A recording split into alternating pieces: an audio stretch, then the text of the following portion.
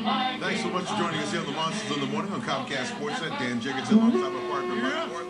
And he is the publisher of the Bear Report magazine and a man not afraid to speak his mind. He's John Crist back for his weekly visit. What's up, Johnny? Good morning, fellas. Merry Christmas, Happy New Year. Merry Christmas to you as well. Yeah, I think I did your third show back in January. Now I'm doing the third to last show. So right. Nice, nice little way it comes all together nice like that. Exactly. Hey, let's talk a little bit about the situation in Baltimore as the Bears were taking on the Ravens. Before the game, actually, I guess. Jerry Angelo met with the media at a little impromptu press conference. What was the deal? Well, that was sort of odd. We don't get Jerry very often. He usually speaks during the season when he just really needs to get something out there. And this, if you remember, a couple of Fridays ago, Moon Mullen here from CSNChicago.com put out a report saying that sources within the organization were guaranteeing that Lovie was going to be back in 2010, citing things like potential labor unrest down the road. Well, Jerry Angelo didn't like that report being out there, and he came out there and said, just like every season, we are going to reevaluate at the end of the year. Everybody potentially is up for review, and that told me he had every single opportunity to give some sort of vote of confidence for Lovie. He chose not to do that, and not only does this tell me that Lovie is indeed on the hot seat, but he's feeling the heat himself, and he needed to deflect some criticism, and that was the way he went about it. Well, let me ask you this. I mean, when he talks about the evaluation process, I would assume that he understands that he's being evaluated as well. Yes, he's absolutely under review as well. And for a guy a couple of years ago who had a tremendous reputation for finding talent in the draft, on the second day of the draft, those third, fourth, fifth rounders, those guys really aren't developing anymore. Those guys are not coming around anymore. And on top of that, some of those finds that he had earlier in his career haven't continued to develop and be great players. He used to get a lot of credit for guys like Nathan Basher for turning himself into a Pro Bowler as a fourth-round pick.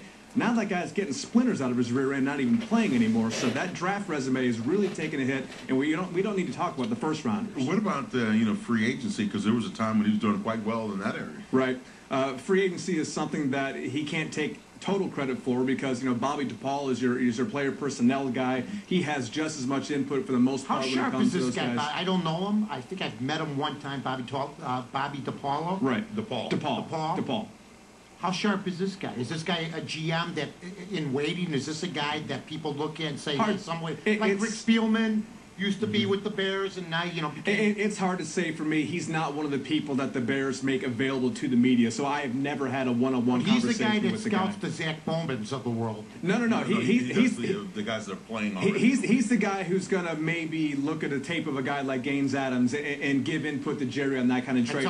He's also the kind of guy who's going to say, okay, Anthony Adams didn't work as a 3-4 nose tackle in San Francisco. Maybe he can be a 4-3 defensive tackle in Chicago. Is he also the guy that says, let's get rid of Benson and Norton? Is he also the guy that gives that advice? I don't think that's Or does he only give advice to people coming in? Yeah, I think it's more people coming in. But what's his job title? But I think that the director of player pro personnel, and for the most part, he's scouting the other. Well, I don't think it says director of pro personnel for just guys coming in. I think he's got to be directs personnel in and out. It's his job to scout the other 31 teams in the league and potentially find other guys that could be a fit to Chicago. If you go down and say, well, we need another wide receiver, Bobby, who do you have on your board? And he goes down and says, but does Jerry Angelo say to him, we should go after this Cutler guy? What do you think? And he says, yeah, I think that would be a good idea because Orton's not going to pan out. He's going to seek some input there, absolutely. Okay. I don't know how much of a vote he's going to have in the process, but sure, he's going to be the kind of guy. Right, of course it is. So shouldn't he basically, I mean, if you're an arbitrator and you are asked to judge, there's no one person who's at fault, but if you're asked to judge who's the main person responsible for the mess they're in, and wouldn't an arbitrator have a tough time saying anybody but Jerry Angelo? That would be very tough to say, especially because going back to his comments in Baltimore, Jerry keeps saying that he likes the roster. He thinks there's enough talent to win on this team. 9 guys under 26. And based on what I saw the last time the Bears played the Vikings in Week 12, they are totally overmatched in all three phases of the game. This team does not have the talent right now. But again, he was doing everything he could to deflect that. He said that there's enough talent. He said the injuries have not been a concern this year. He's trying to blame the coaching staff. Wow. Apparently he has, but he is trying to blame the coaching staff and say they're not doing their job. Here's just a microcosm of the problem. You look at the safety situation on the Bears. I'm sitting there watching the Patriots yesterday, and I see McGowan running around sticking people, and I'm wondering how come Craig Stelz hasn't been able to break through and get an opportunity to start. maybe until tonight. Yeah, you fellas are going to get your Craig Stelz experiment tonight. If you thought the Bears had problems at safety with Afalava and Payne and Manning and that crew, chances are your starting safeties tonight are going to be Craig Stelz and Josh Bullocks, because both Afalava and Payne are banged up.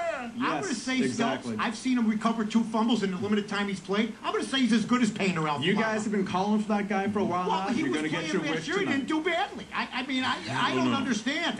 He stepped in for a couple of games that Mike Brown couldn't quite finish. But Brandon McGowan is another mini Mike Brown situation. What did he do to lose his job so the great Kevin Payne could get? McGowan's another guy that, like Mike Brown, got injured year after year after year. When he did play, he wasn't bad. But this guy ended up on injured reserve more often than he didn't. And it was the kind of situation where the Bears simply had to cut the cord. We can't depend on this guy. He can't stay healthy. Luckily for the Patriots, he showed up there and he's done a pretty good job. He's third on the team in tackles. He's done well. No one's saying the guy can't play. Tommy Harris got an extension from Jerry Angelo. Thomas Jones got let go by Jerry Angelo. Jay Cutler was brought in by Jerry Angelo. Gaines Adams has been brought in by Jerry Angelo.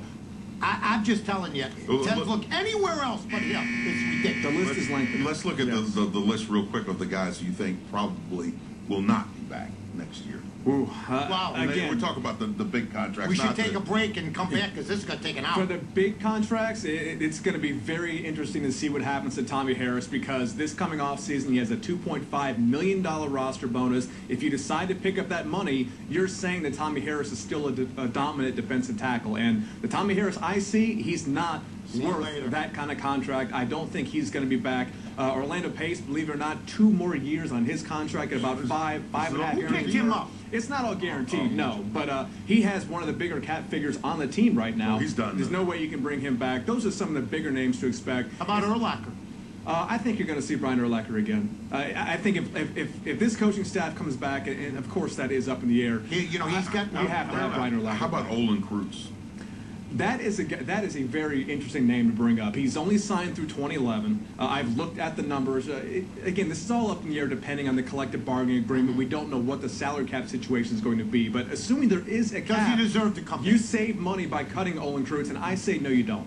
There's no point in having Josh Beekman on the roster right now unless you're making him and grooming him to be the center. So wasn't he a guard? He was a guard slash center. Don't we need guards? He did both. Don't we need guards? But they've already proven they don't want him to play guard. They'd rather have Franco Miele at guard. Never mind. They'd rather have Franco Miele. You brought him in as a free agent, right? If I'm making the decision, I would probably loosen a couple of bucks. I would let Olin Kreutz go. I know he's going to have his 57 retired one day, but the last couple of years, he is not a very good player. All right, it's time for us to take a break here on the Monsters in the Morning. Then Jill will get us caught up with a weather and traffic update next. And, of course, we'll have more with John Crist of The Bear Report magazine. The heat is on.